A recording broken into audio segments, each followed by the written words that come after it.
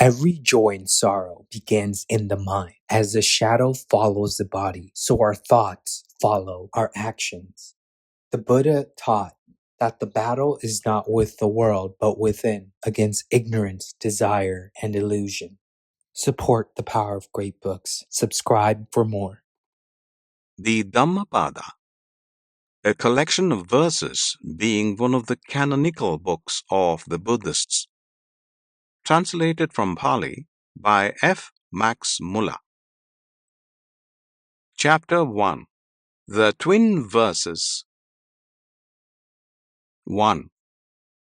All that we are is the result of what we have thought. It is founded on our thoughts. It is made up of our thoughts. If a man speaks or acts with an evil thought, pain follows him, as the wheel follows the foot of the ox that draws the carriage.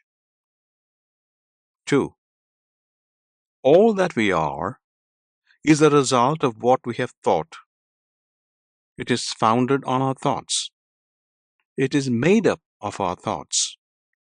If a man speaks or acts with a pure thought, happiness follows him, like a shadow that never leaves him. 3. He abused me. He beat me. He defeated me. He robbed me. In those who harbor such thoughts, hatred will never cease. 4. He abused me. He beat me. He defeated me. He robbed me. In those who do not harbor such thoughts, hatred will cease. 5. For hatred does not cease by hatred at any time. Hatred ceases by love. This is an old rule. 6. The world does not know that we must all come to an end here. But those who know it, their quarrels cease at once. 7. He who lives looking for pleasures only, his senses uncontrolled, immoderate in his food, idle, and weak, Mara, the temper, will certainly overthrow him, as the wind throws down a weak tree. 8. He who lives without looking for pleasures, his senses well controlled, moderate in his food, faithful and strong, him Mara will certainly not overthrow, any more than the wind throws down a rocky mountain. 9. He who wishes to put on the yellow dress without having cleansed himself from sin, who disregards temperance and truth, is unworthy of the yellow dress. 10. But he who has cleansed himself from sin is well grounded in all virtues, and regards also temperance and truth. He is indeed worthy of the yellow dress. 11. They who imagine truth in untruth and see untruth in truth never arrive at truth, but follow vain desires. 12. They who know truth in truth and untruth in untruth arrive at truth and follow true desires. 13. As rain breaks through an ill-thatched house, passion will break through an unreflecting mind. 14. As rain does not break through a well-thatched house, passion will not break through a well-reflecting mind. 15. The evildoer mourns in this world, and he mourns in the next. He mourns in both. He mourns and suffers when he sees the evil of his own work. 16. The virtuous man delights in this world, and he delights in the next. He delights in both. He delights and rejoices when he sees the purity of his own work. 17. The evildoer suffers in this world, and he suffers in the next. He suffers in both. He suffers when he thinks of the evil he has done. He suffers more when going on the evil path. 18. The virtuous man is happy in this world, and he is happy in the next. He is happy in both. He is happy when he thinks of the good he has done. He is still more happy when going on the good path. 19. The thoughtless man, even if he can recite a large portion of the law, but is not a doer of it, has no share in the priesthood, but is like a cowherd counting the cows of others. 20.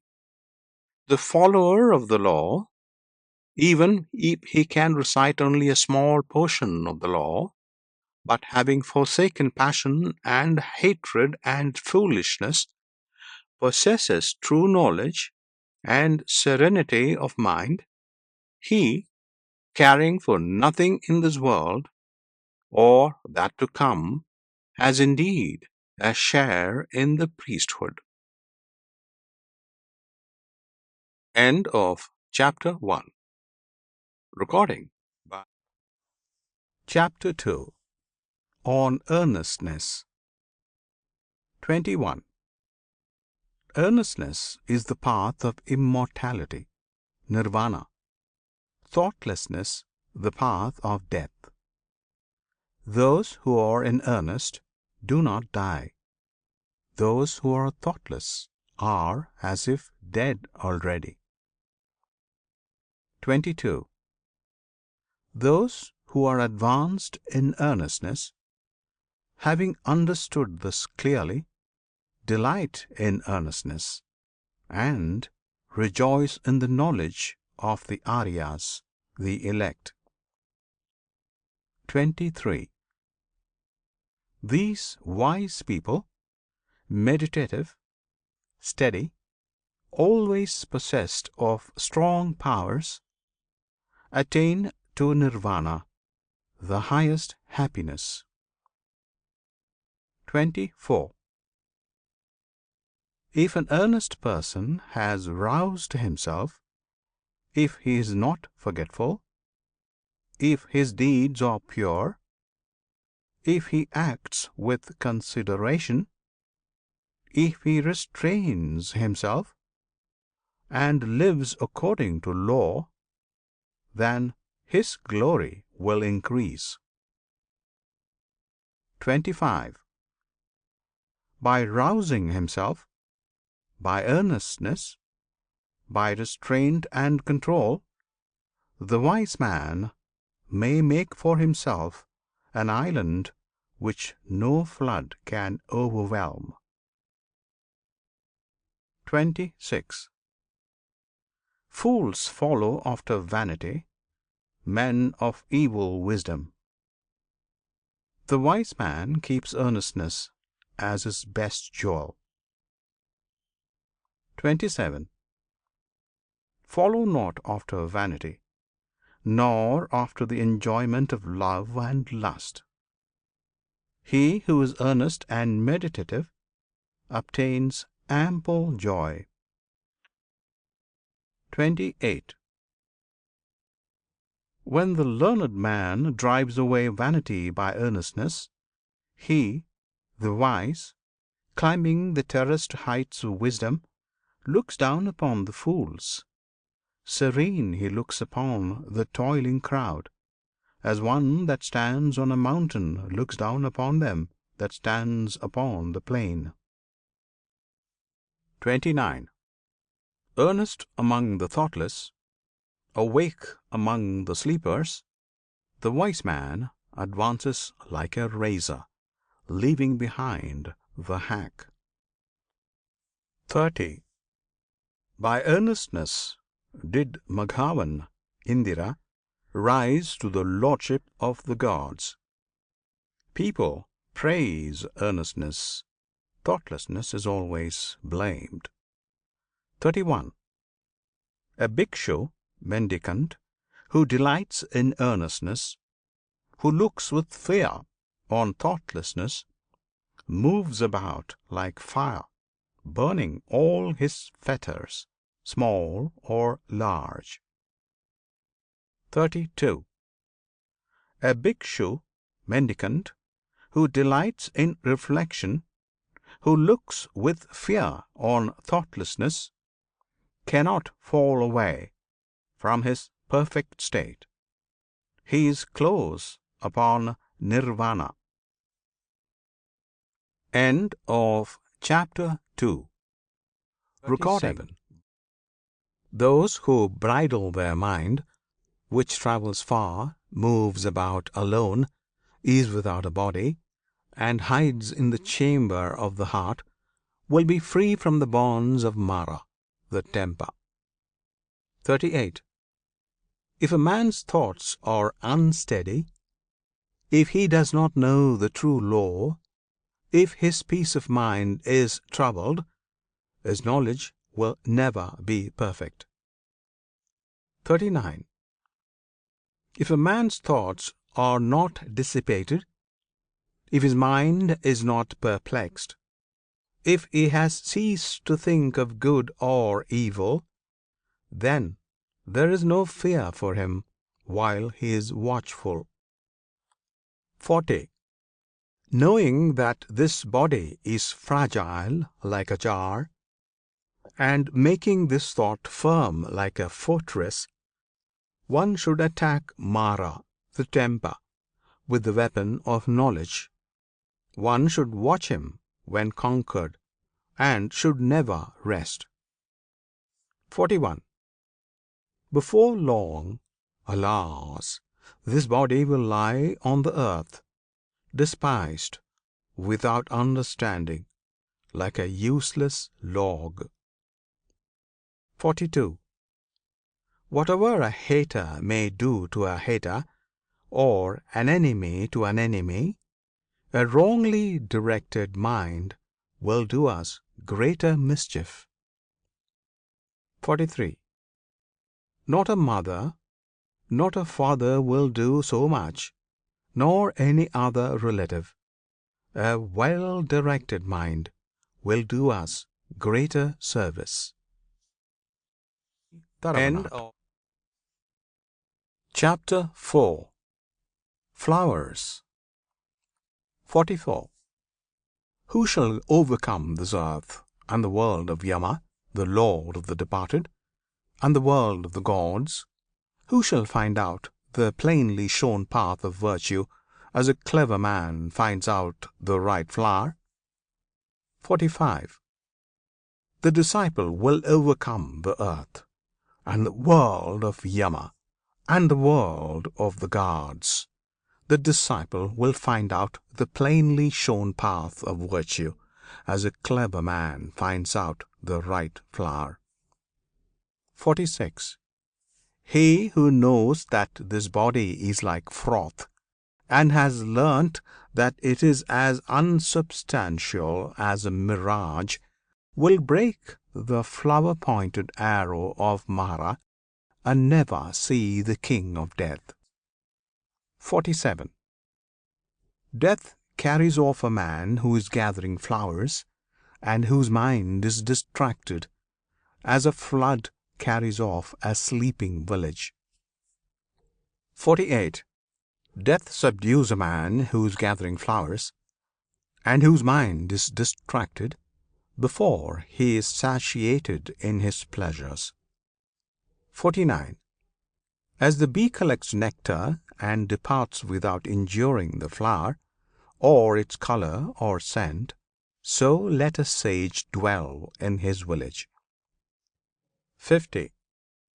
Not the perversities of others, not their sins of commission or omission, but his own misdeeds and negligencies should a sage take notice of. 51. Like a beautiful flower, full of color, but without scent, are the fine but fruitless words of him who does not act accordingly. 52. But like a beautiful flower, full of color and full of scent, are the fine and fruitful words of him who acts accordingly. 53. As many kinds of wreaths can be made from a heap of flowers, so many good things may be achieved by a mortal when once he is born. 54. The scent of flowers does not travel against the wind, nor that of sandalwood, or of tagara and mallika flowers. But the odor of good people travels even against the wind. A good man pervades every place. 55. Sandalwood or tagara, a lotus flower, or a vasiki, among these sorts of perfumes, the perfume of virtue is unsurpassed. 56. Mean is the scent that comes from tagara and sandalwood. The perfume of those who possess virtue rises up to the gods as the highest. 57. Of the people who possess these virtues, who live without thoughtlessness, and who are emancipated through true knowledge, Mara, the temper, never finds the way. 58, 59. As on a heap of rubbish cast upon the highway, the lily will grow full of sweet perfume and delight, thus the disciple of the truly enlightened Buddha shines forth by his knowledge among those who are like rubbish, among the people that walk in darkness.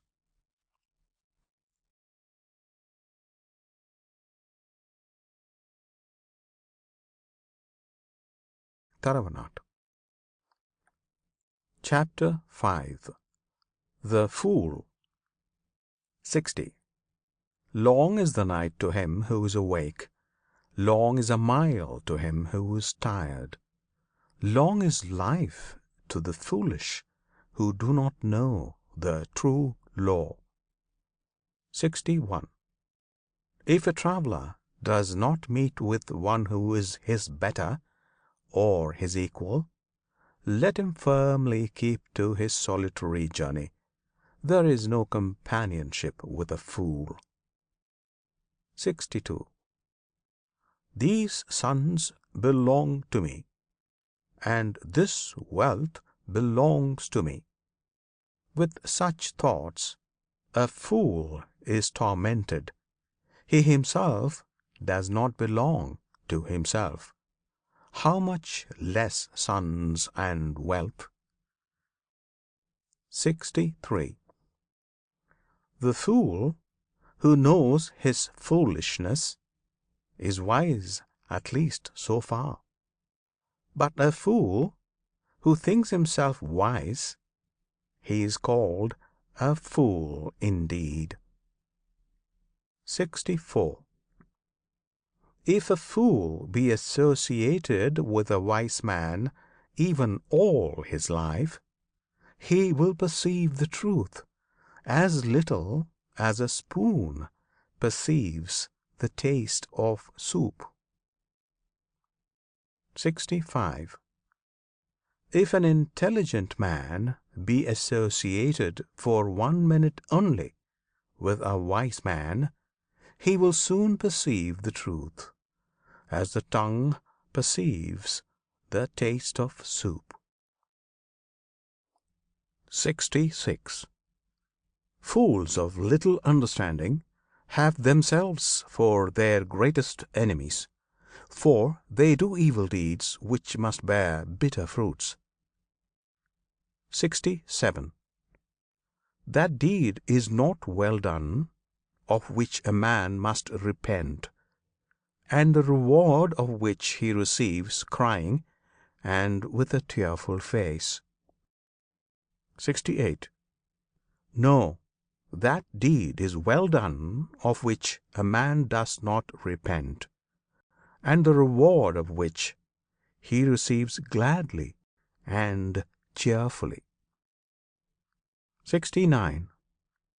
As long as the evil deed done does not bear fruit, the fool thinks it is like honey, but when it ripens, then the fool suffers grief.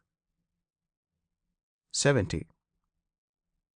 Let a fool month after month eat his food like an ascetic, with the tip of a blade of kusa grass, yet he is not worth the 16th particle of those who have well weighed the law. 71. An evil deed, like newly drawn milk, does not turn suddenly. Smouldering like fire covered by ashes, it follows the fool. 72. And when the evil deed, after it has become known, brings sorrow to the fool, then it destroys his bright lot, nay, it cleaves his head. 73. Let the fool wish for a false reputation, for precedence among the bhikshus, for lordship in the convents, for worship among other people. 74.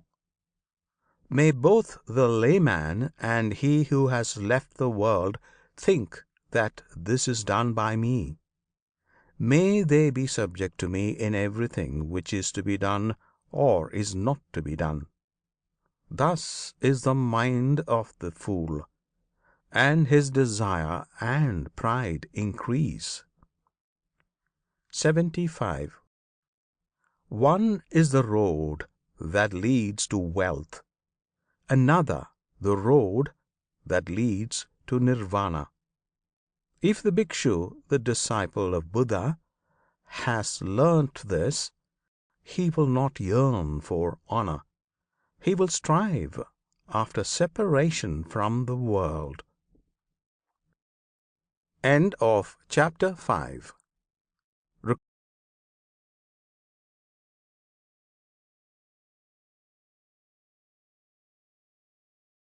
Reproofs follow that wise man.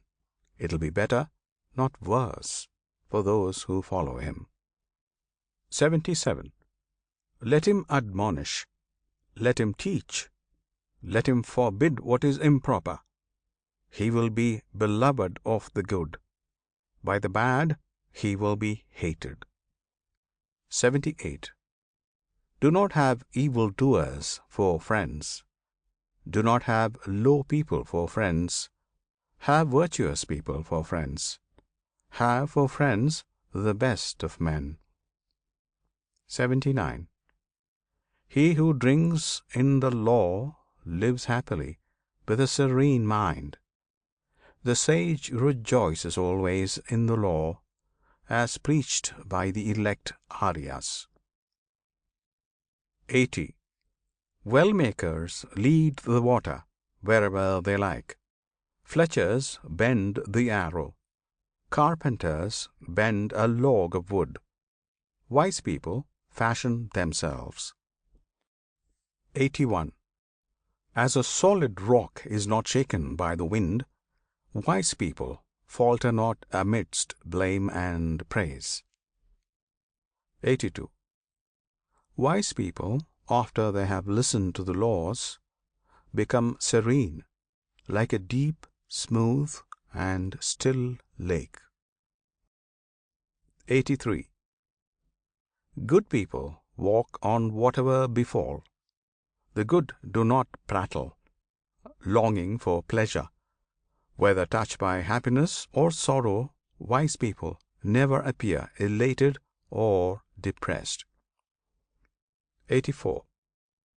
If whether for his own sake or for the sake of others, a man wishes neither for a son, nor for wealth, nor for lordship, and if he does not wish for his own success by unfair means, then he is good, wise, and virtuous.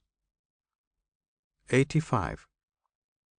Few are there among men who arrive at the other shore, become Arhats. The other people here run up and down the shore. 86. But those who, when the law has been well preached to them, follow the law, will pass across the dominion of death, however difficult to overcome. 87, 88. A wise man should leave the dark state of ordinary life and follow the bright state of the bhikshu. After going from his home to a homeless state, he should in his retirement look for enjoyment where there seemed to be no enjoyment. Leaving all pleasures behind, and calling nothing his own, the wise man should purge himself from all the troubles of the mind. 89. Those whose mind is well grounded in the 7 elements of knowledge, who, without clinging to anything, rejoice in freedom from attachment, whose appetites have been conquered, and who are full of light, are free even in this world.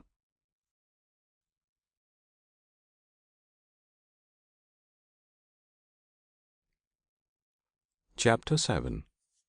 The Venerable, Arhat. 90. There is no suffering for him who has finished his journey and abandoned grief, who has freed himself on all sides and thrown off all fetters. 91. They depart with their thoughts well collected. They are not happy in their abode. Like swans who have left their lake, they leave their house and home. 92.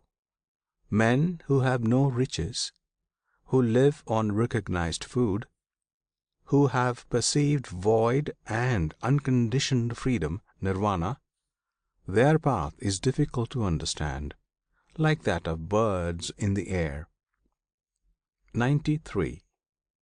He whose appetites are stilled, who is not absorbed in enjoyment, who has perceived void and unconditioned freedom, nirvana, his path is difficult to understand, like that of birds in the air. 94. The gods even envy him whose senses, like horses well broken in by the driver, have been subdued, who is free from pride and free from appetites. 95. Such a one who does his duty is tolerant like the earth, like Indira's bolt. He is like a lake without mud. No new births are in store for him. 96. His thought is quiet.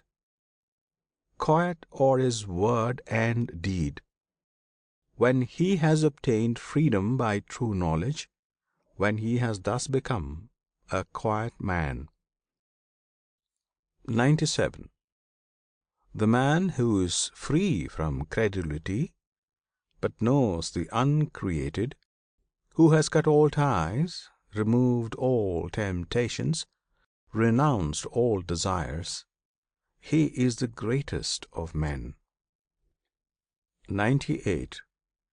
In a hamlet or in a forest, in the deep water or on the dry land, wherever venerable persons, Arhanta, dwell, that place is delightful. 99. Forests are delightful. Where the world finds no delight, there the passionless will find delight, for they look not for pleasures.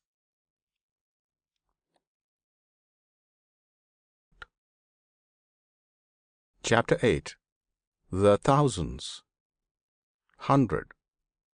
Even though a speech be 1,000 of words, but made up of senseless words, one word of sense is better, which if a man hears, he becomes quiet. 101. Even though a gatha poem be 1,000 of words, but made up of senseless words, one word of a gatha is better, which if a man hears, he becomes quiet. 102.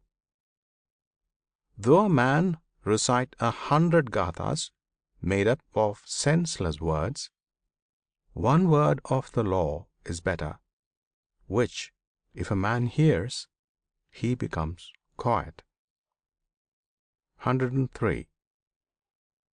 If one man conquer in battle 1,000 times 1,000 men, and if another conquer himself, he is the greatest of conquerors.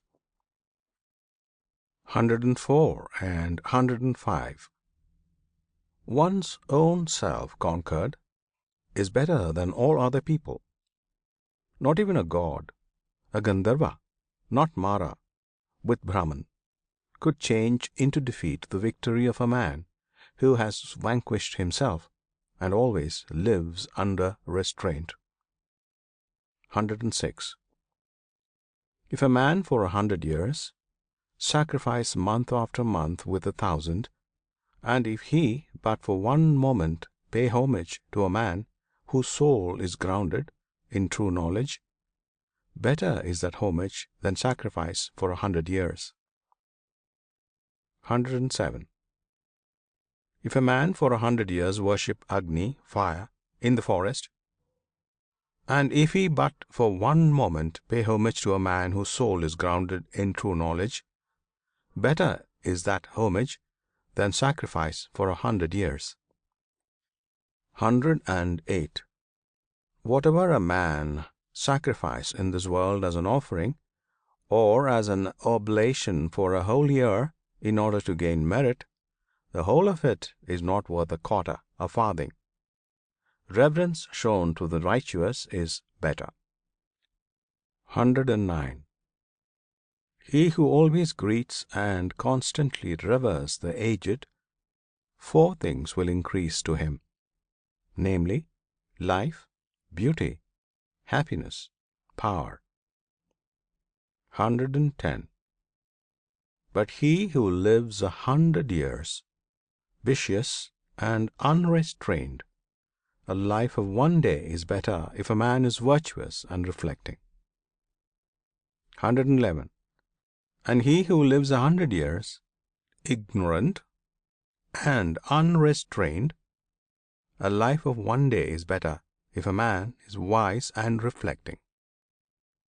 112. He who lives 100 years, idle and weak, a life of one day is better if a man has attained firm strength. 113.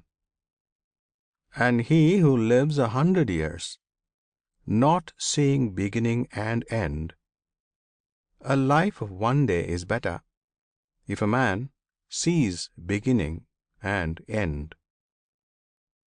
114. And he who lives 100 years, not seeing the immortal place, a life of one day is better, if a man sees the immortal place. 115. And he who lives 100 years, not seeing the highest law, a life of one day is better, if a man sees the highest law. End of Chapter 8. Recording by Chapter 9. Evil. 116. If a man would hasten towards the good, he should keep his thought away from evil. If a man does what is good slothfully, his mind delights in evil. 117. If a man commits a sin, let him not do it again. Let him not delight in sin. Pain is the outcome of evil. 118. If a man does what is good, let him do it again. Let him delight in it. Happiness is the outcome of good. 119. Even an evildoer sees happiness as long as his evil deed has not ripened. But when his evil deed has ripened, then does the evildoer see evil. 120. Even a good man sees evil days, as long as his good deed has not ripened. But when his good deed has ripened, then does the good man see happy days. 121. Let no man think highly of evil, saying in his heart, It will not come nigh unto me. Even by the falling of water drops, a water pot is filled. The fool becomes full of evil, even if he gather it little by little. 122. Let no man think lightly of good, saying in his heart, It will not come nigh unto me. Even by the falling of water drops, a water pot is filled. The wise man becomes full of good, even if he gather it little by little. 123. Let a man avoid evil deeds. As a merchant, if he has few companions and carries much wealth, avoids a dangerous road, as a man who loves life avoids poison. 124. He who has no wound on his hand may touch poison with his hand. Poison does not affect one who has no wound, nor is there evil for one who does not commit evil. 125. If a man offend a harmless, pure, and innocent person, the evil falls back upon that fool, like light dust thrown up against the wind. 126. Some people are born again. Evil doers go to hell. Righteous people go to heaven. Those who are free from all worldly desires attain nirvana. 127. Not in the sky, not in the midst of the sea, not if we enter into the clefts of the mountains, is there known a spot in the whole world where death could not overcome the mortal. End of Chapter 9.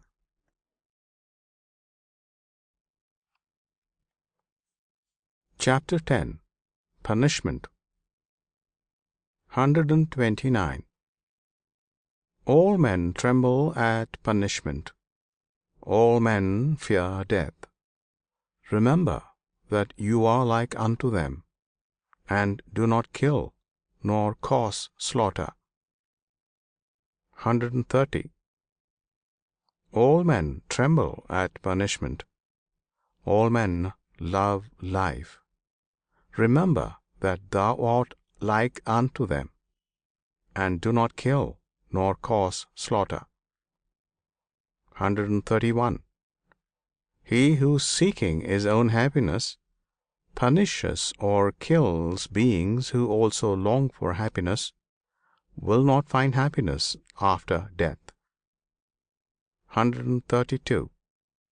He who, seeking his own happiness, does not punish or kill beings who also long for happiness, will find happiness after death. 133. Do not speak harshly to anybody. Those who are spoken to will answer thee in the same way. Angry speech is painful. Blows for blows will touch thee. 134. If, like a shattered metal plate, gong, thou utter not, then thou hast reached nirvana. Contention is not known to thee. 135. As a cowherd with his staff drives his cows into the stable, so do age and death drive the life of man. 136.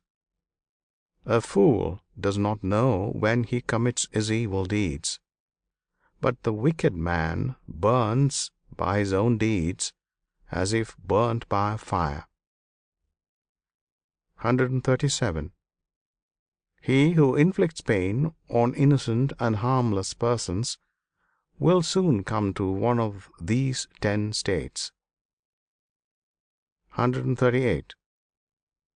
He will have cruel suffering, loss, injury of the body, heavy affliction, or loss of mind. 139. Or a misfortune coming from the king, or a fearful accusation, or loss of relations, or destruction of treasures. 140. Or lightning fire will burn his house, and when his body is destroyed, the fool will go to hell. 141. Not nakedness, not plaited hair, not dirt, not fasting, or lying on the earth, not rubbing with dust, not sitting motionless, can purify a mortal who has not overcome desires. 142. He who, though dressed in fine apparel, exercises tranquillity, is quiet, subdued, restrained, chaste, and has ceased to find fault with all other things. He indeed is a Brahmana, an ascetic, Sramana, a friar, Bhikshu. 143. Is there in this world any man so restrained by humility that he does not mind reproof, as a well-trained horse the whip? 144. Like a well-trained horse, when touched by the whip, be ye active and lively, and by faith, by virtue, by energy, by meditation, by discernment of the law, you will overcome this great pain of reproof, perfect in knowledge and in behavior, and never forgetful. 145. Well makers lead the water wherever they like. Fletchers bend the arrow, carpenters bend a log of wood, good people fashion themselves. End of Chapter 10. Recording. Chapter 11. Old Age. 146. How is there laughter? How is there joy? As this world is always burning? Why do you not seek a light, ye who are surrounded by darkness? 147. Look at this dressed up lump, covered with wounds, joined together, sickly, full of many thoughts, which has no strength, no hold. 148. This body is wasted, full of sickness, and frail. This heap of corruption breaks to pieces. Life indeed ends in death. 149. Those white bones, like gauds thrown away in the autumn, what pleasure is there in looking at them? 150. After a strong hold has been made of the bones, it is covered with flesh and blood, and there dwell in it old age and death, pride and deceit. 151. The brilliant chariots of kings are destroyed.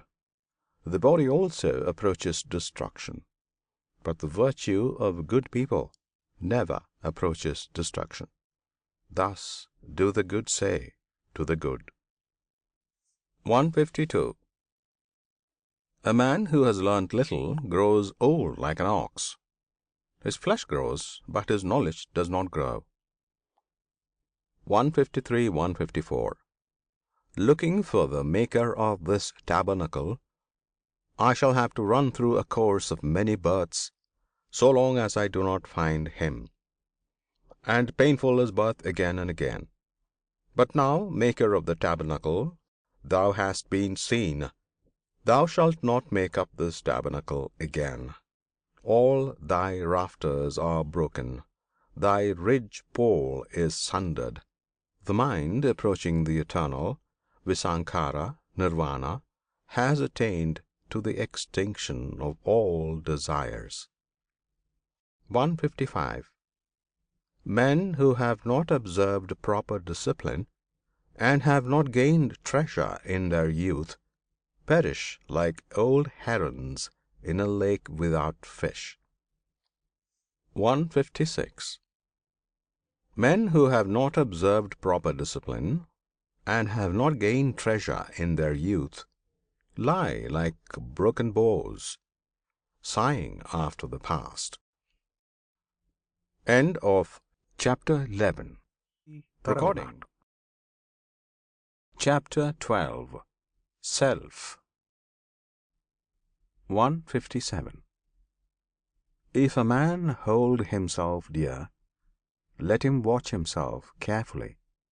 During one at least out of the 3 watches, a wise man should be watchful.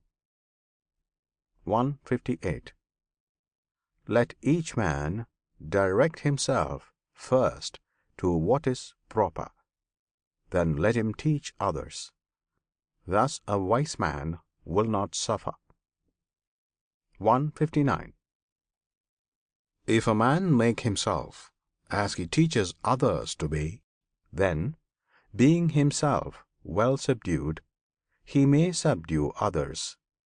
One's own self is indeed difficult to subdue. 160. Self is the lord of self. Who else would be the lord? With self well subdued, a man finds a lord such as few can find. 161.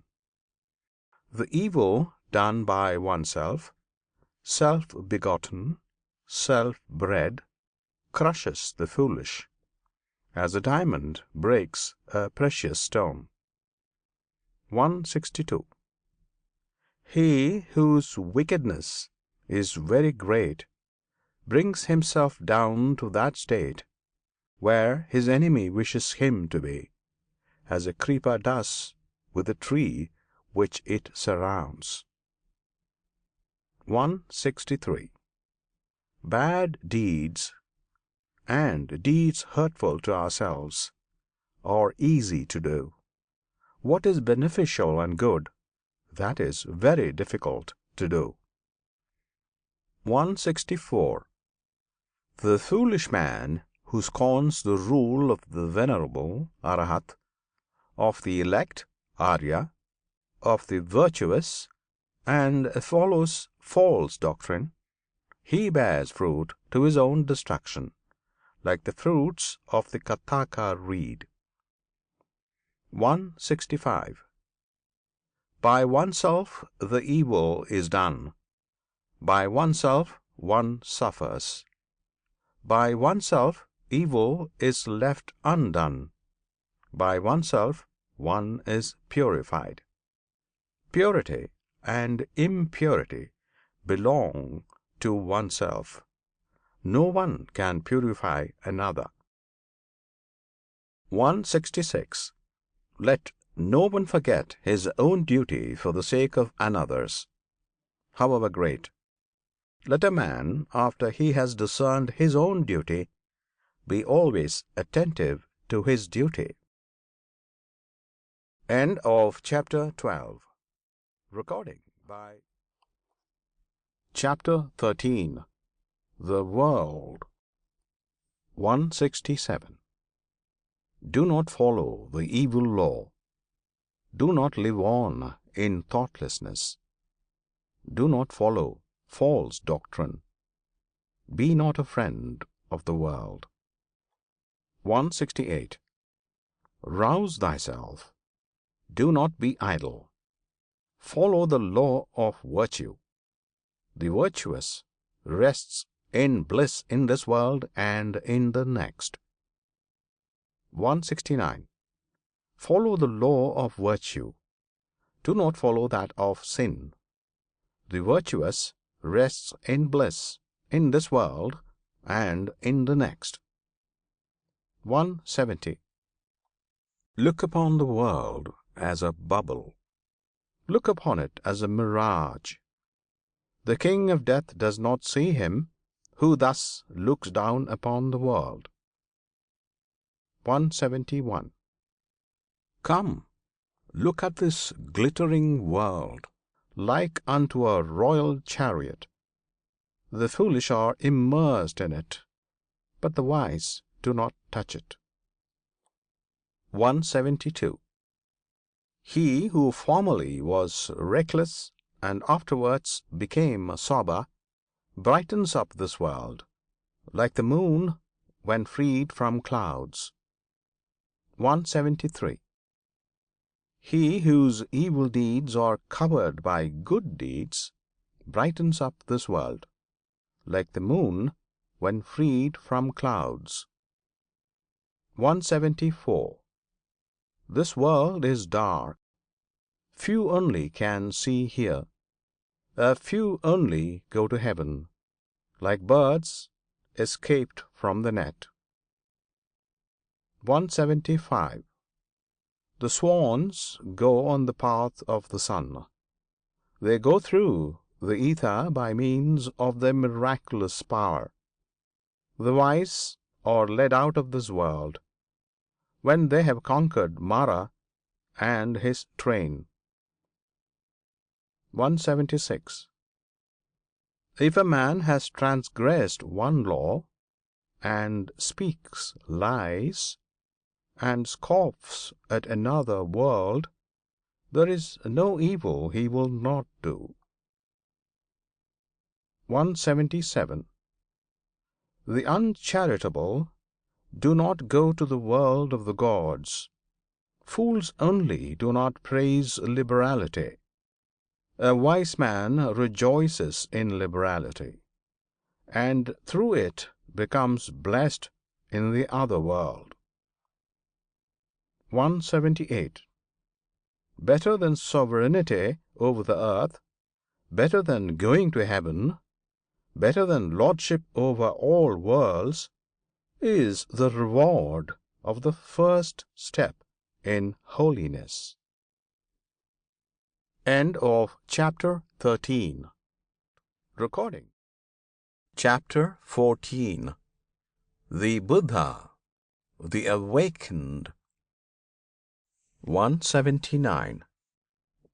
He whose conquest is not conquered again, into whose conquest no one in this world enters, by what track can you lead him, the awakened, the omniscient, the trackless?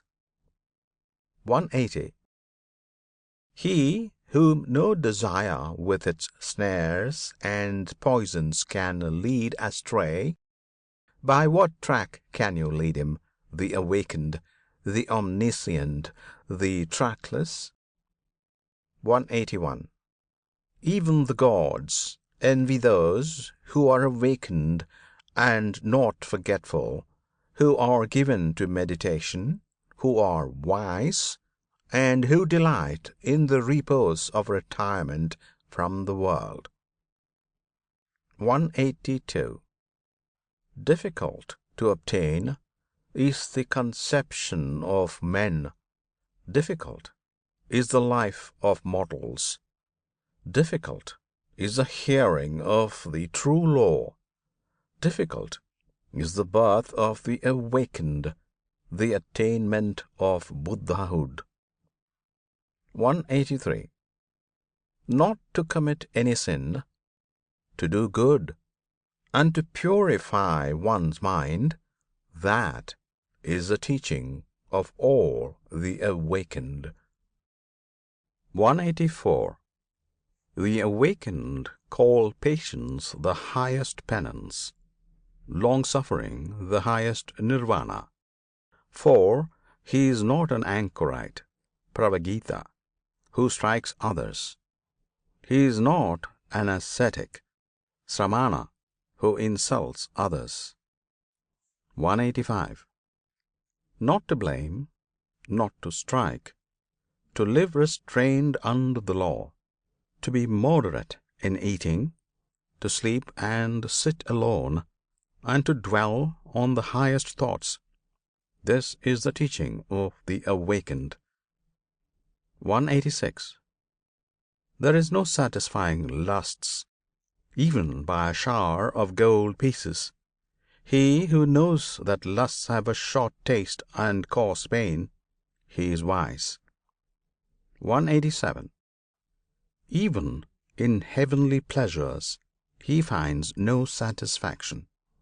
The disciple who is fully awakened delights only in the destruction of all desires. 188. Men, driven by fear, go to many a refuge, to mountains and forests, to groves and sacred trees. 189. But that is not a safe refuge.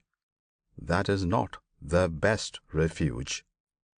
A man is not delivered from all pains after having gone to that refuge. 190. He who takes refuge with Buddha, the law, and the church, he who, with clear understanding, sees the four holy truths. 191.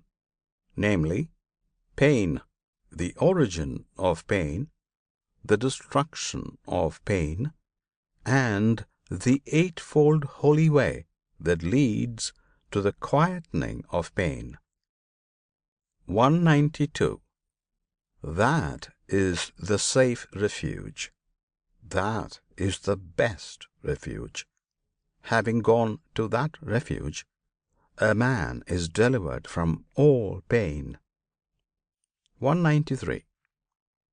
A supernatural person, a Buddha, is not easily found. He is not born everywhere. Wherever such a sage is born, that race prospers. 194. Happy is the arising of the awakened. Happy is the teaching of the true law. Happy is peace in the church. Happy is the devotion of those who are at peace. 195, 196. He who pays homage to those who deserve homage, whether the awakened Buddha or their disciples, those who have overcome the host of evils and crossed the flood of sorrow, he who pays homage to such as have found deliverance and know no fear, his merit can never be measured by anybody. End of Chapter 14. Chapter 15. Happiness. 197. Let us live happily then, not hating those who hate us. Among men who hate us, let us dwell free from hatred. 198. Let us live happily then, free from ailments among the ailing. Among men who are ailing, let us dwell free from ailments. 199. Let us live happily then, free from greed among the greedy. Among men who are greedy, let us dwell free from greed. 200. Let us live happily then, though we call nothing our own. We shall be like the bright gods, feeding on happiness. 201. Victory breeds hatred, for the conquered is unhappy. He who has given up both victory and defeat, he, the contented, is happy. 202. There is no fire like passion. There is no losing throw like hatred. There is no pain like this body. There is no happiness higher than rest. 203. Hunger is the worst of diseases, the body the greatest of pains. If one knows this truly, that is Nirvana, the highest happiness. 204. Health is the greatest of gifts, contentedness the best riches, trust is the best of relationships, Nirvana the highest happiness. 205. He who has tasted the sweetness of solitude and tranquility is free from fear and free from sin, while he tastes the sweetness of drinking in the law. 206. The sight of the elect Arya is good. To live with him is always happiness. If a man does not see fools, he will be truly happy. 207. He who walks in the company of fools suffers a long way. Company with fools, as with an enemy, is always painful. Company with the wise is pleasure, like meeting with kinsfolk. 208. Therefore, one ought to follow the wise, the intelligent, the learned, the much enduring, the dutiful, the elect. One ought to follow a good and wise man, as the moon follows the path of the stars. End of chapter 15. Chapter 16. Pleasure. 209. He who gives himself to vanity and does not give himself to meditation, forgetting the real aim of life and grasping at pleasure, will in time envy him who has exerted himself in meditation. 210. Let no man ever look for what is pleasant or what is unpleasant. Not to see what is pleasant is pain, and it is pain to see what is unpleasant. 211. Let therefore no man love anything. Loss of the beloved is evil. Those who love nothing and hate nothing have no fetters. 212. From pleasure comes grief. From pleasure comes fear. He who is free from pleasure knows neither grief nor fear.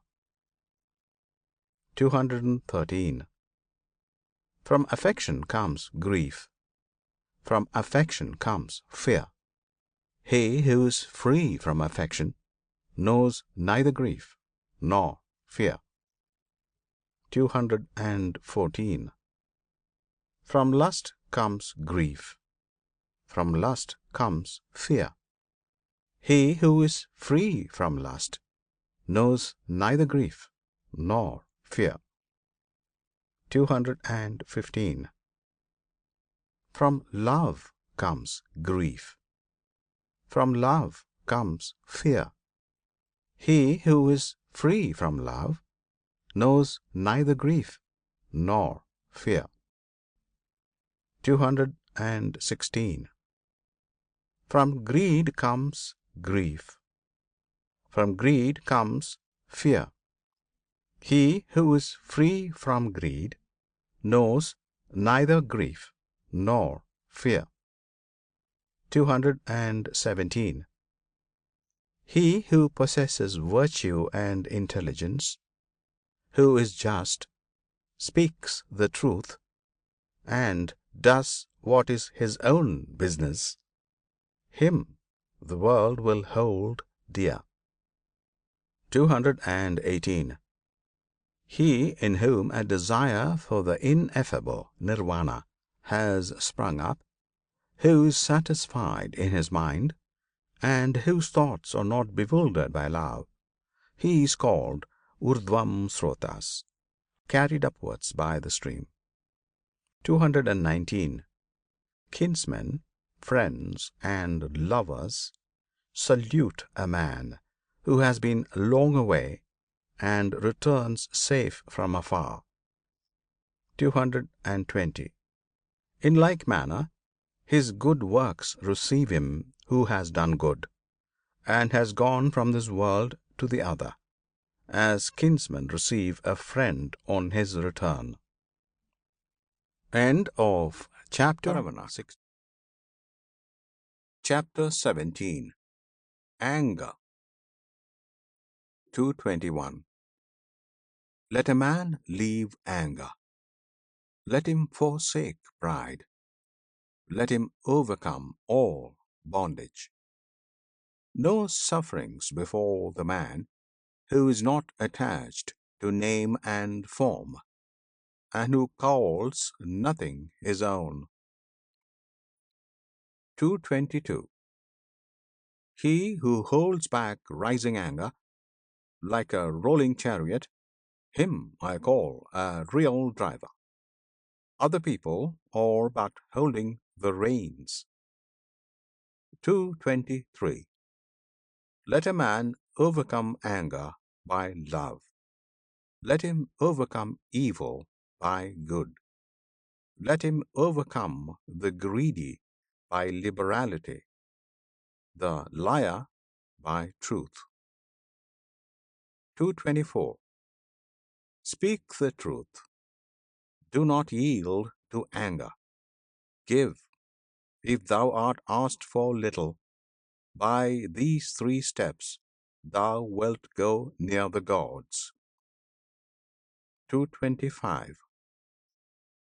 The sages who injure nobody and who always control their body, they will go to the unchangeable place, Nirvana, where, if they have gone, they will suffer no more. 226.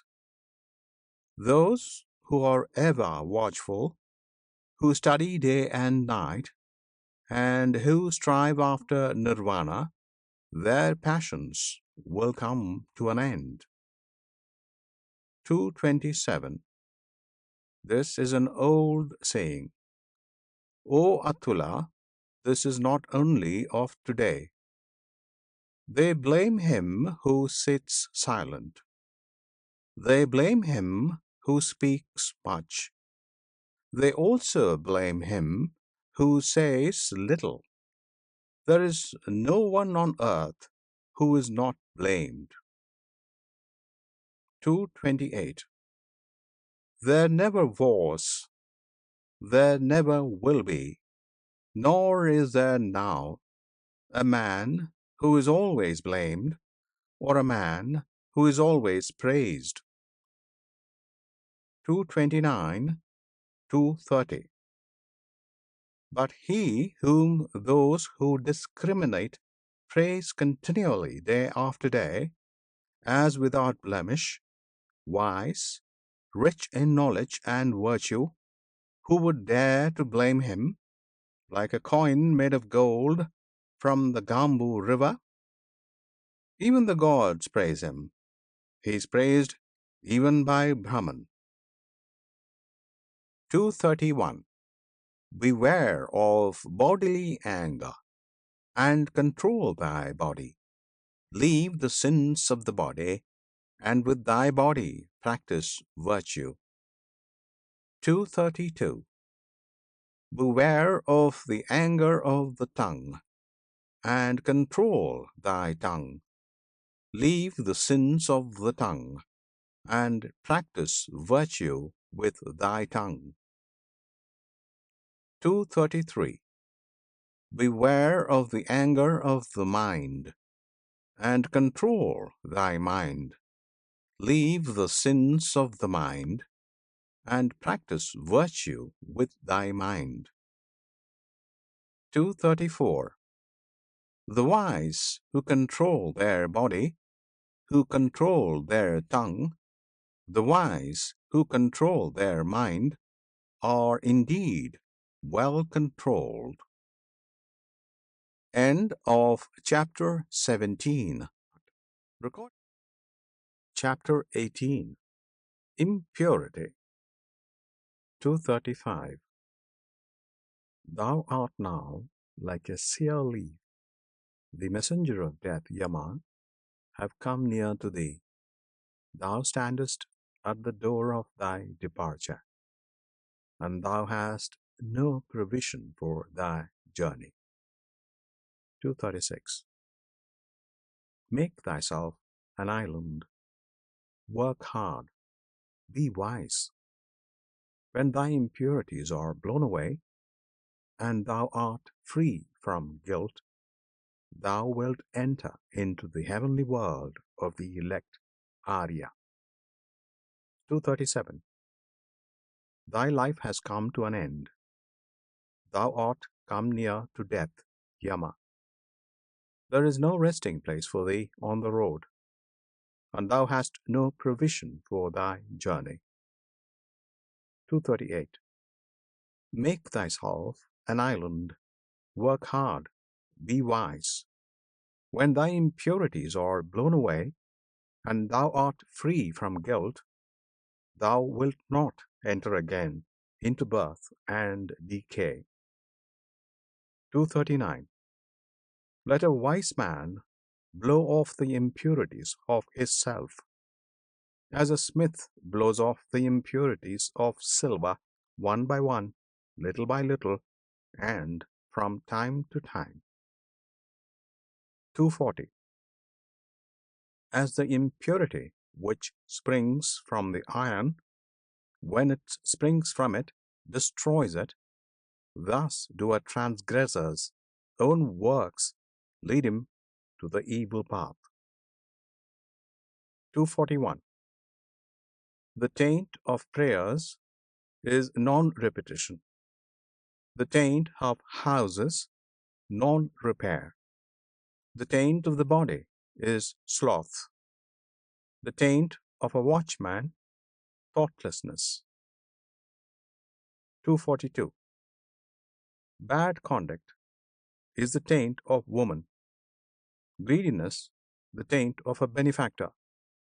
Tainted for all evil ways in this world and in the next. 243. But there is a taint worse than all taints. Ignorance is the greatest taint.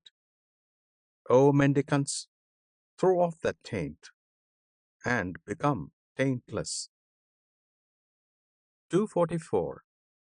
Life is easy to live for a man who is without shame, a crow hero, a mischief maker, an insulting, bold, and wretched fellow. 245. But life is hard to live for a modest man who always looks for what is pure, who is disinterested, quiet, spotless, and intelligent. 246. He who destroys life, who speaks untruth, who in this world takes what is not given him, who goes to another man's wife. 247. And the man who gives himself to drinking intoxicating liquors, he even in this world digs up his own root. 248.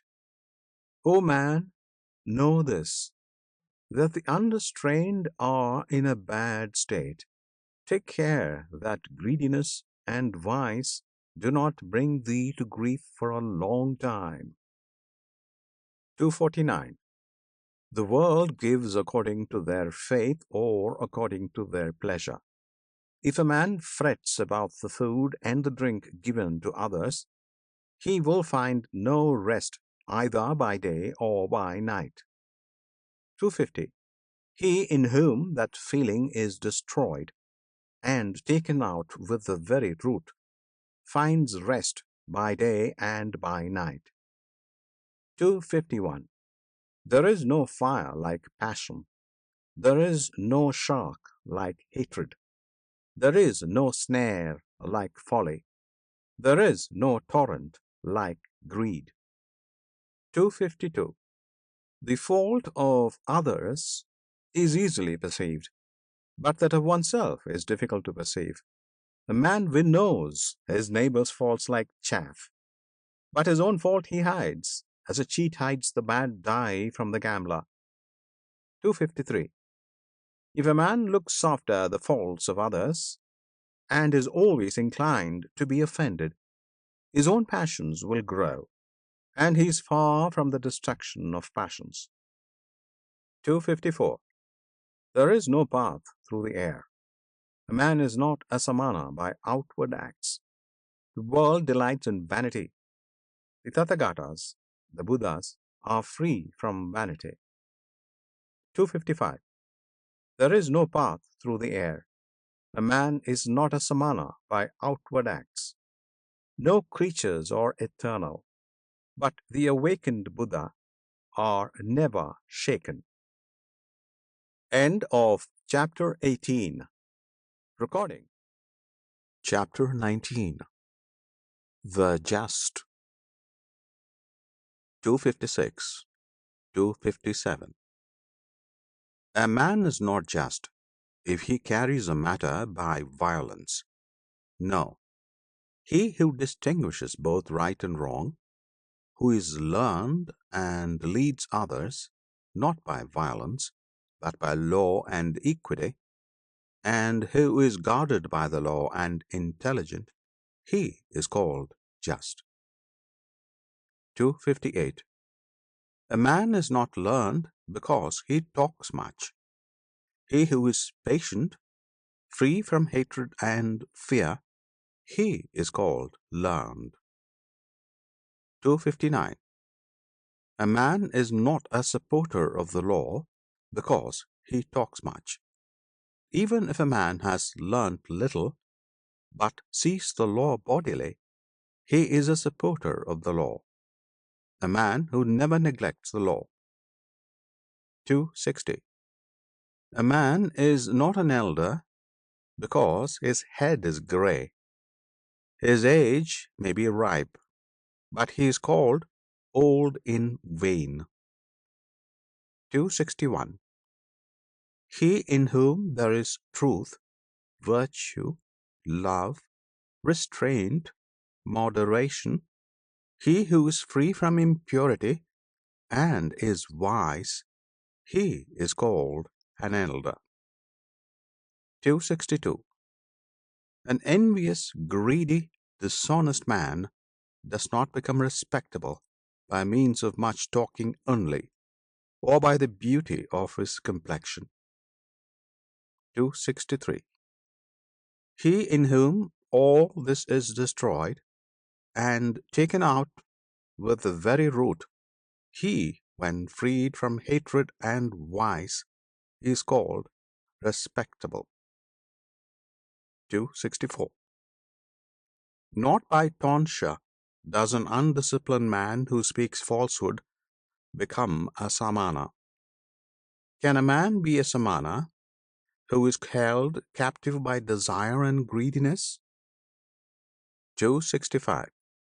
He who always quiets the evil, whether small or large, he is called a samana, a quiet man, because he has quieted all evil. 266. A man is not a mendicant, bhikshu, simply because he asks others for alms. He who adopts the whole law is a bhikshu, not he who only begs. 267. He who is above good and evil, who is chaste, who with knowledge passes through the world, he indeed is called a bhikshu. 268, 269. A man is not a muni because he observes silence, mona, that is mauna. If he is foolish and ignorant, but the wise who, taking the balance, chooses the good and avoids evil, he is a muni, and is a muni thereby. He who in this world weighs both sides is called a muni. 270. A man is not an elect Arya because he endures living creatures, because he has pity on all living creatures. Therefore is a man called Arya. 271, 272. Not only by discipline and vows, not only by much learning, not by entering into a trance, not by sleeping alone do I earn the happiness of release which no worldling can know.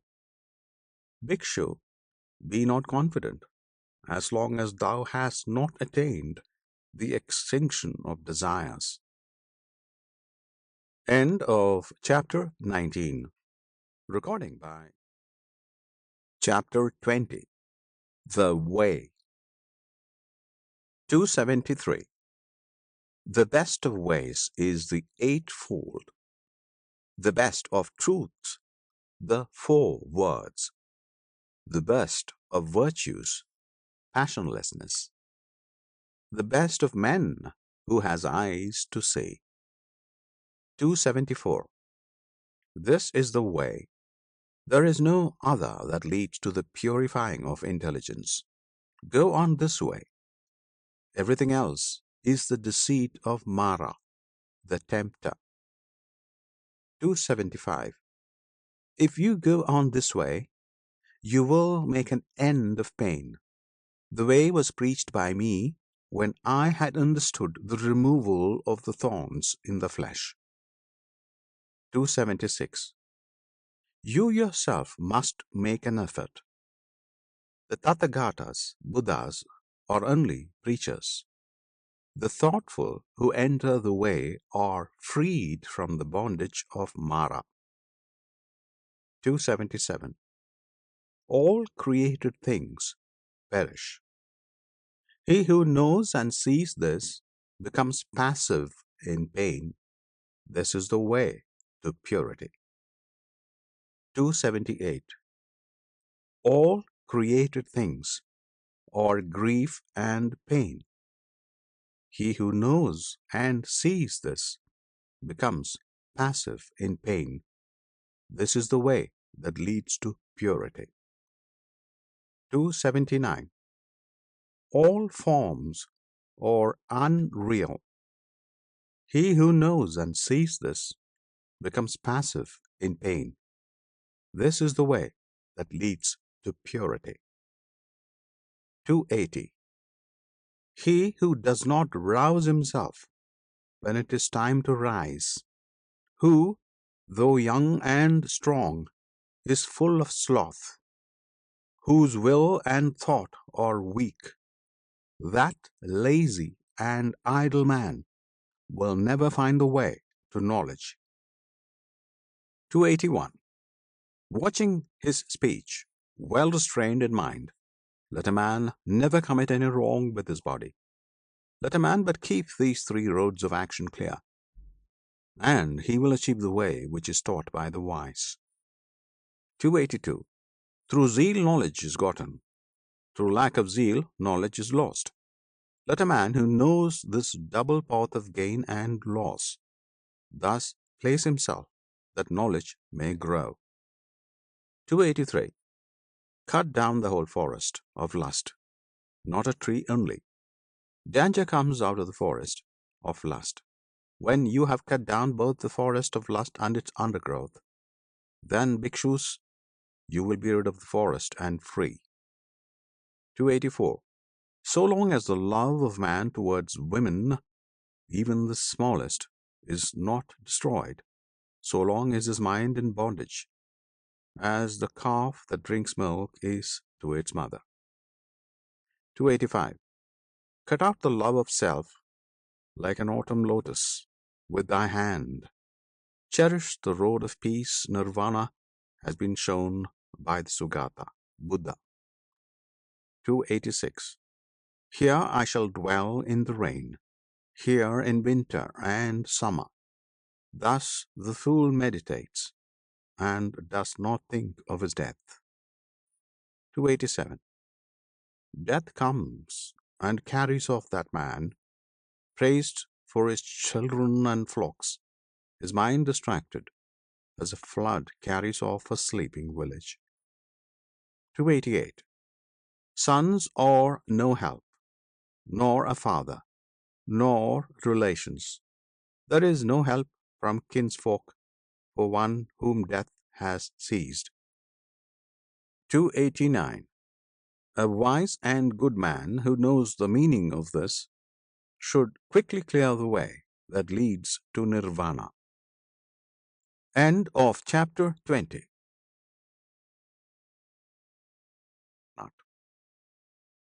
Chapter 21. Miscellaneous. 290. If by leaving a small pleasure one sees a great pleasure, let a wise man leave the small pleasure and look to the great. 291. He who by causing pain to others wishes to obtain pleasure for himself, he, entangled in the bonds of hatred, will never be free from hatred. 292. What ought to be done is neglected. What ought not to be done is done. The desires of unruly, thoughtless people are always increasing.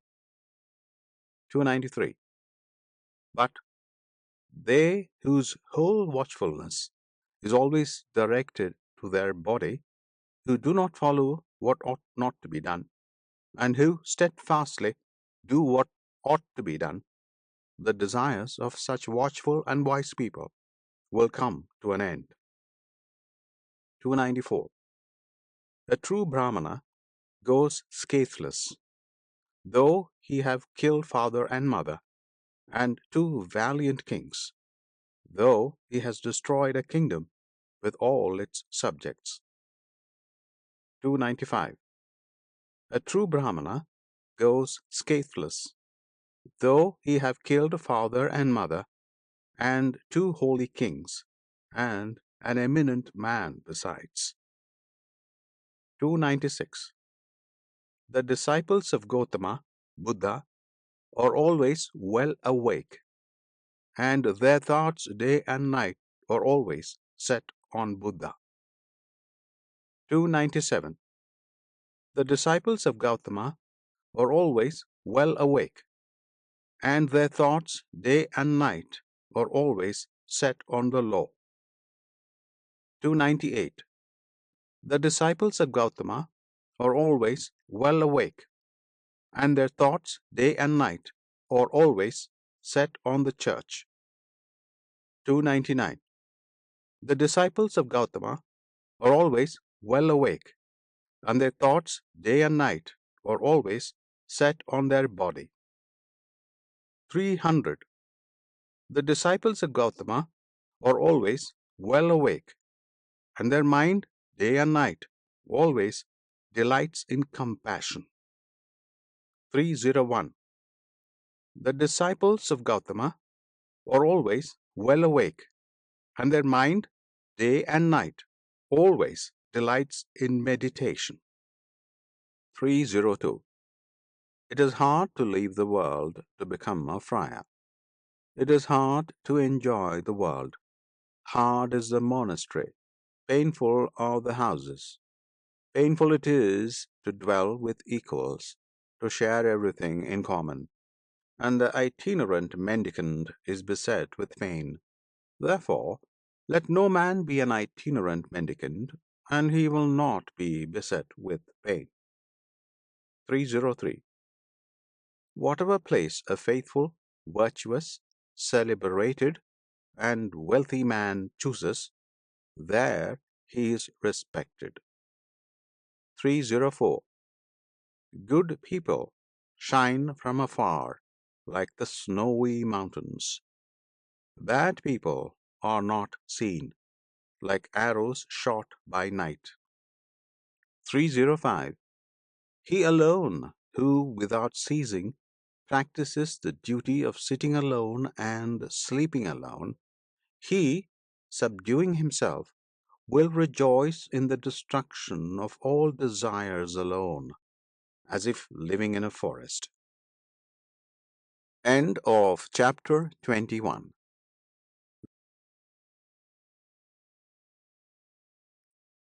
Chapter 22. The Downward Course. 306. He who says what is not goes to hell. He also who, having done a thing, says, I have not done it. After death, both are equal. They are men with evil deeds in the next world. 307. Many men whose shoulders are covered with the yellow gown are ill-conditioned and unrestrained. Such evildoers, by their evil deeds, go to hell. 308. Better it would be to swallow a heated iron ball like flaring fire, than that a bad unrestrained fellow should live on the charity of the land. 309. 4 things does a reckless man gain who covets his neighbor's wife: a bad reputation, an uncomfortable bed, thirdly, punishment, and lastly, hell. 310. There is bad reputation and the evil way to hell. There is the short pleasure of the frightened in the arms of the frightened, and the king imposes heavy punishment. Therefore, let no man think of his neighbor's wife. 311. As a grass blade, if badly grasped, cuts the arm, badly practiced asceticism leads to hell. 312. An act carelessly performed, a broken vow, and hesitating obedience to discipline, all this brings no great reward. 313. If anything is to be done, let a man do it. Let him attack it vigorously. A careless pilgrim only scatters the dust of his passions more widely. 314. An evil deed is better left undone, for a man repents of it afterwards. A good deed is better done, for having done it, one does not repent. 315. Like a well-guarded frontier fort, with defences within and without, so let a man guard himself. Not a moment should escape, for they who allow the right moment to pass suffer pain when they are in hell. 316. They who are ashamed of what they ought not to be ashamed of, and are not ashamed of what they ought to be ashamed of, such men, embracing false doctrines, enter the evil path. 317. They who fear when they ought not to fear, and fear not when they ought to fear, such men, embracing false doctrines, enter the evil path. 318. They who forbid when there is nothing to be forbidden, and forbid not when there is something to be forbidden, such men, embracing false doctrines, enter the evil path. 319. They who know what is forbidden as forbidden, and what is not forbidden as not forbidden, such men, embracing the true doctrine, enter the good path. End of chapter 22. Recorded. Chapter 23. The Elephant. 320. Silently shall I endure abuse as the elephant in battle endures the arrow sent from the bow, for the world is ill-natured. 321. They lead a tamed elephant to battle. The king mounts a tamed elephant. The tamed is the best among men, he who silently endures abuse. 322. Mules are good, if tamed, and noble Sindhu horses, and elephants with large tusks. But he who tames himself is better still. 323. For with these animals does no man reach the untrodden country, nirvana, where a tamed man goes on a tamed animal, namely, on his own well-tamed self. 324. The elephant called Dhammapada, his temples running with sap and difficult to hold, does not eat a morsel when bound. The elephant longs for the elephant grove. 325.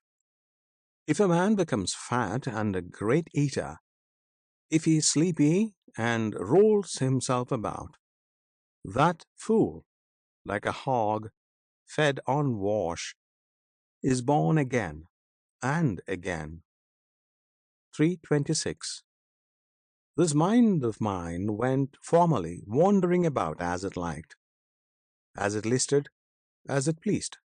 But I shall now hold it in thoroughly, as the rider who holds the hook holds in the furious elephant. 327. Be not thoughtless. Watch your thoughts. Draw yourself out of the evil way, like an elephant sunk in mud. 328. If a man find a prudent companion, who walks with him is wise and lives soberly, he may walk with him, overcoming all dangers, happy but considerate. 329. If a man find no prudent companion who walks with him, is wise, and lives soberly, let him walk alone, like a king who has left his conquered country behind, like an elephant in the forest. 330. It is better to live alone. There is no companionship with a fool. Let a man walk alone. Let him commit no sin, with few wishes, like an elephant in the forest. 331. If an occasion arises, friends are pleasant. Enjoyment is pleasant. Whatever be the cause, a good work is pleasant in the hour of death. The giving up of all grief is pleasant. 332. Pleasant in the world is the state of a mother, pleasant the state of a father, pleasant the state of a samana, pleasant the state of a brahmana. 333. Pleasant is virtue lasting to old age, pleasant is a faith firmly rooted, pleasant is attainment of intelligence, pleasant is avoiding of sins. End of chapter 23. Taravanat. Chapter 24. Thirst. 334. The thirst of a thoughtless man grows like a creeper. He runs from life to life, like a monkey seeking fruit in the forest. 335.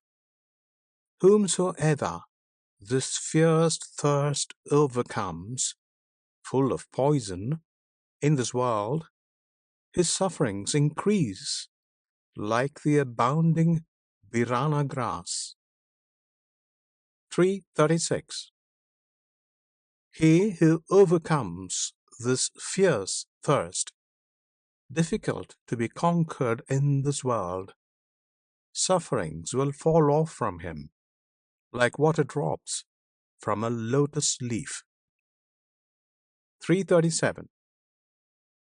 This salutary word I tell you, do ye as many as are here assembled, dig up the root of thirst, as he who wants the sweet-scented Usira root must dig up the Birana grass, that Mara, the temper, may not crush you again and again, as the stream crushes the reeds.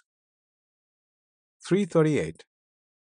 As a tree, even though it has been cut down, is firm so long as its root is safe and grows again, thus, unless the feeders of thirst are destroyed, the pain of life will return again and again. 339. He whose thirst running towards pleasure is exceedingly strong in the 36 channels, the waves will carry away that misguided man, namely, his desires which are set on passion. 340. The channels run everywhere. The creeper of passion stands sprouting. If you see the creeper springing up, cut its root by means of knowledge. 341. A creature's pleasures are extravagant and luxurious. Sunk in lust and looking for pleasure, men undergo, again and again, birth and decay. 342. Men, driven on by thirst, run about like a snared hare, held in fetters and bonds. They undergo pain for a long time, again and again. 343. Men driven on by thirst run about like a snared hare. Let therefore the mendicant drive out the thirst by striving after passionless for himself. 344. He who, having got rid of the forest of lust, that is, after having reached nirvana, gives himself over to forest life, that is, to lust, and who, when removed from the forest, that is, from lust, runs to the forest, that is, to lust. Look at that man. Though free, he runs into bondage. 345. Wise people do not call that a strong fetter which is made of iron, wood, or hemp. Far stronger is the care for precious stones and rings, for sons and a wife. 346. That fetter wise people call strong, which drags down, yields, but is difficult to undo. After having cut this at last, people leave the world, free from cares, and leaving desires and pleasures behind. 347. Those who are slaves to passions run down with the stream of desires, as a spider runs down the web which he has made himself. When they have cut this, at last, wise people leave the world free from cares, leaving all affection behind. 348. Give up what is before, give up what is behind, give up what is in the middle. When thou goest to the other shore of existence, if thy mind is altogether free, thou wilt not again enter into birth and decay. 349. If a man is tossed about by doubts, full of strong passions, and yearning only for what is delightful, his thirst will grow more and more, and he will indeed make his fetters strong. 350. If a man delights in quieting doubts, and always reflecting, dwells on what is not delightful, the impurity of the body, he certainly will remove, nay, he will cut the fetter of Mara. 351. He who has reached consummation, who does not tremble, who is without thirst and without sin, he has broken all the thorns of life. This will be his last body. 352. He who is without thirst and without affection, who understands the words and their interpretation, who knows the order of letters, those which are before and which are after, he has received his last body. He is called the great sage, the great man. 353. I have conquered all. I know all. In all conditions of life I am free from taint. I have left all, and through the destruction of thirst I am free. Having learnt myself, whom shall I teach? 354. The gift of the law exceeds all gifts. The sweetness of the law exceeds all sweetness. The delight in the law exceeds all delights. The extinction of thirst overcomes all pain. 355. Pleasures destroy the foolish. If they look not for the other shore, the foolish, by his thirst for pleasures, destroys himself, as if he were his own enemy. 356. The fields are damaged by weeds. Mankind is damaged by passion. Therefore, a gift bestowed on the passionless brings great reward. 357. The fields are damaged by weeds. Mankind is damaged by hatred. Therefore, a gift bestowed on those who do not hate brings great reward. 358. The fields are damaged by weeds. Mankind is damaged by vanity. Therefore, a gift bestowed on those who are free from vanity brings great reward. 359. The fields are damaged by weeds. Mankind is damaged by lust. Therefore, a gift bestowed on those who are free from lust brings great reward. End of chapter 24. Recording Chapter 25. The Bhikshu, Mendicant. 360. Restraint in the eye is good. Good is restraint in the ear. In the nose, restraint is good. Good is restraint in the tongue. 361. In the body, restraint is good. Good is restraint in speech. In thought, restraint is good. Good is restraint in all things. A bhikshu, restrained in all things, is freed from all pain. 362.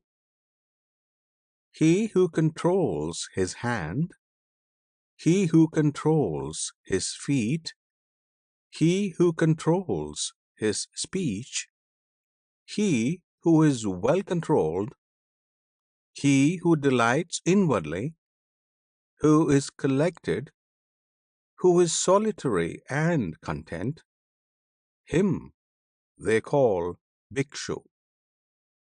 363. The bhikshu who controls his mouth, who speaks wisely and calmly, who teaches the meaning and the law, his word is sweet. 364. He who dwells in the law, delights in the law, meditates on the law, follows the law, that bhikshu will never fall away from the true law. 365. Let him not despise what he has received, nor ever envy others. A mendicant who envies others does not obtain peace of mind. 366. A bhikshu who, though he receives little, does not despise what he has received, even the gods will praise him, if his life is pure and if he is not slothful. 367. He who never identifies himself with name and form, and does not grieve over what is no more, he indeed is called a bhikshu. 368. The bhikshu who acts with kindness, who is calm in the doctrine of Buddha, will reach the quiet place, nirvana, cessation of natural desires and happiness. 369. O bhikshu, empty this boat. If emptied, it will go quickly. Having cut off passion and hatred, thou wilt go to nirvana. 370. Cut off the five senses. Leave the five. Rise above the five. A bhikshu who has escaped from the five fetters He is called Vogatina, saved from the flood. 371. Meditate, O Bhikshu, and be not heedless. Do not direct thy thought to what gives pleasure, that thou mayest not for thy heedlessness have to swallow the iron ball in hell, and that thou mayest not cry out when burning, "This is pain." 372. Without knowledge there is no meditation. Without meditation there is no knowledge. He who has knowledge and meditation is near unto Nirvana. 373. A bhikshu who has entered his empty house and whose mind is tranquil feels a more than human delight when he sees the Lord clearly. 374. As soon as he has considered the origin and destruction of the elements, khandha, of the body, he finds happiness and joy which belongs to those who know the immortal Nirvana. 375. And this is the beginning here for a wise bhikshu: watchfulness over the senses, contentedness, restraint under the law. Keep noble friends whose life is pure and who are not slothful. 376. Let him live in charity. Let him be perfect in his duties. Then, in the fullness of delight, he will make an end of suffering. 377. As the Vasika plant sheds its withered flowers, men should shed passion and hatred, O ye bhikshus. 378. The bhikshu whose body and tongue and mind are quieted, who is collected and has rejected the baits of the world, he is called quiet. 379. Rouse thyself by thyself, examine thyself by thyself. Thus, self-protected and attentive wilt thou live happily, O Bhikshu. 380. For self is the lord of self. Self is the refuge of self. Therefore, curb thyself as the merchant curbs a good horse. 381. The bhikshu, full of delight, who is calm in the doctrine of Buddha, will reach the quiet place, Nirvana, cessation of natural desires, and happiness. 382.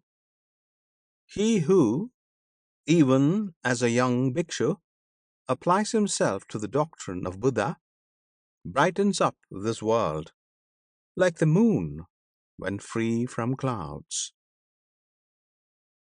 End of Chapter 25. Recording by Jyoti Taravanak.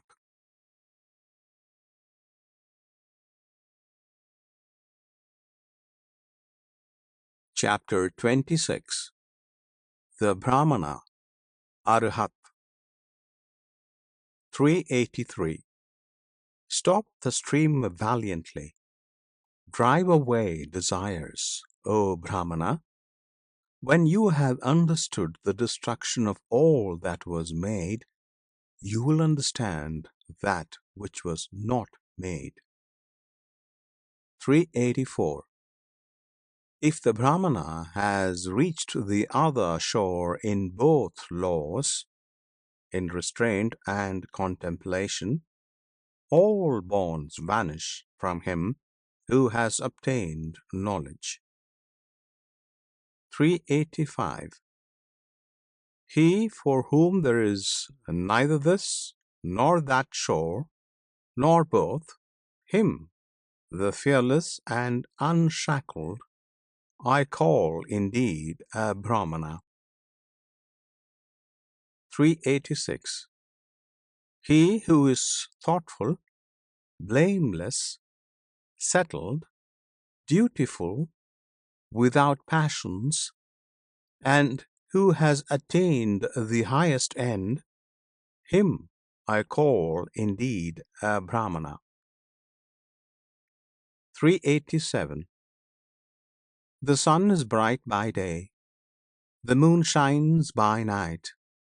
The warrior is bright in his armor, the Brahmana is bright in his meditation. But Buddha, the awakened, is bright with splendor day and night. 388. Because a man is rid of evil, therefore he is called Brahmana. Because he walks quietly, therefore he is called a Samana. Because he has sent away his own impurities, therefore he is called Prabhagita, a pilgrim. 389. No one should attack a Brahmana, but no Brahmana, if attacked, should let himself fly at his aggressor. Woe to him who strikes a Brahmana! More woe to him who flies at his aggressor. 390. It advantages a Brahmana not a little if he holds his mind back from the pleasures of life. When all wish to endure has vanished, pain will cease. 391. Him I call indeed a Brahmana who does not offend by body, word, or thought, and is controlled on these 3 points. 392. After a man has once understood the law as taught by the well awakened Buddha, let him worship it carefully, as the Brahmana worships the sacrificial fire. 393. A man does not become a Brahmana by his plaited hair, by his family, or by birth. In whom there is truth and righteousness, he is blessed. He is a Brahmana. 394. What is the use of plaited hair, O fool? What of the raiment of goatskins? Within thee there is ravening, but the outside thou makest clean. 395. The man who wears dainty raiments, who is emaciated and covered with veins, who lives alone in the forest and meditates, him I call indeed a Brahmana. 396. I do not call a man a Brahmana because of his origin or of his mother. He is indeed arrogant and he is wealthy, but the poor, who is free from all attachments, him I call indeed a Brahmana. 397. Him I call indeed a Brahmana who has cut all fetters, who never trembles, is independent and unshackled. 398. Him I call indeed a Brahmana who has cut the strap and the thong, the chain with all that pertains to, who has burst the bar and is awakened. 399. Him I call indeed a Brahmana who, though he has committed no offense, endures reproach, bonds, and stripes, who has endurance for his force and strength for his army. 400. Him I call indeed a Brahmana who is free from anger, dutiful, virtuous, without appetite, who is subdued and has received his last body. 401. Him I call indeed a Brahmana who does not cling to pleasures, like water on a lotus leaf, like a mustard seed on the point of a needle. 402. Him I call indeed a Brahmana who, even here, knows the end of his suffering, has put down his burden, and is unshackled. 403. Him I call indeed a Brahmana whose knowledge is deep, who possesses wisdom, who knows the right way and the wrong, and has attained the highest end. 404. Him I call indeed a Brahmana who keeps aloof both from laymen and from mendicants, who frequents no houses, and has but few desires.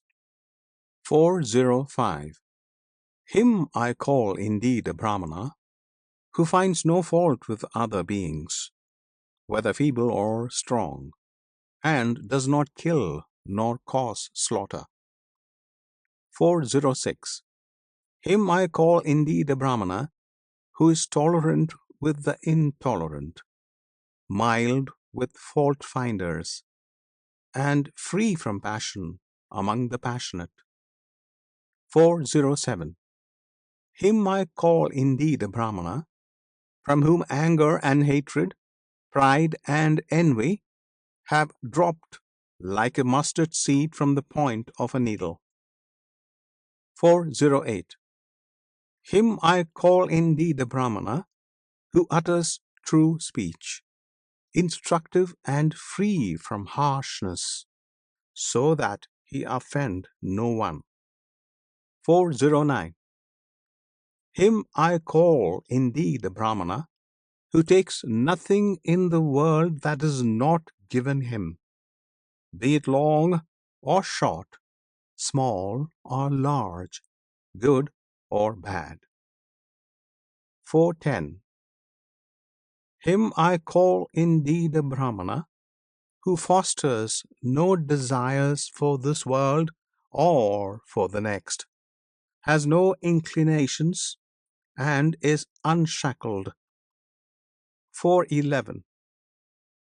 Him I call indeed a Brahmana who has no interests, and when he has understood the truth, does not say how, and who has reached the depth of the immortal. 412. Him I call indeed a Brahmana who in this world is above good and evil, above the bondage of both, free from grief from sin and from impurity. 413. Him I call indeed a Brahmana who is bright like the moon, pure, serene, undisturbed, and in whom all gaiety is extinct. 414. Him I call indeed a Brahmana who has traversed this miry road, the impassable world and its vanity, who has gone through and reached the other shore, is thoughtful, guileless, free from doubts, free from attachment, and content. 415. Him I call indeed a Brahmana who in this world, leaving all desires, travels about without a home, and in whom all concupiscence is extinct. 416. Him I call indeed a Brahmana who, leaving all longings, travels about without a home, and in whom all covetousness is extinct. 417. Him I call indeed a Brahmana who, after leaving all bondage to men, has risen above all bondage to the gods, and is free from all and every bondage. 418. Him I call indeed a Brahmana who has left what gives pleasure and what gives pain, who is cold and free from all germs of renewed life, the hero who has conquered all the worlds. 419. Him I call indeed a Brahmana, who knows the destruction and the return of beings everywhere, who is free from bondage, well-faring Sugata, and awakened Buddha. 420. Him I call indeed a Brahmana, whose path the gods do not know, nor spirits, Gandharvas, nor men, whose passions are extinct, and who is an Arhat, Venerable. 421. Him I call indeed a Brahmana, who calls nothing his own, whether it be before, behind, or between, who is poor and free from the love of the world. 422. Him I call indeed a Brahmana, the manly, the noble, the hero, the great sage, the conqueror, the impassible, the accomplished, the awakened. 423.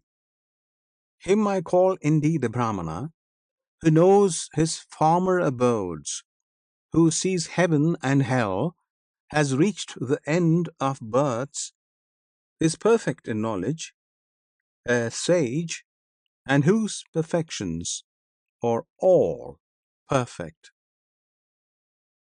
End of chapter 26. End of Dhammapada.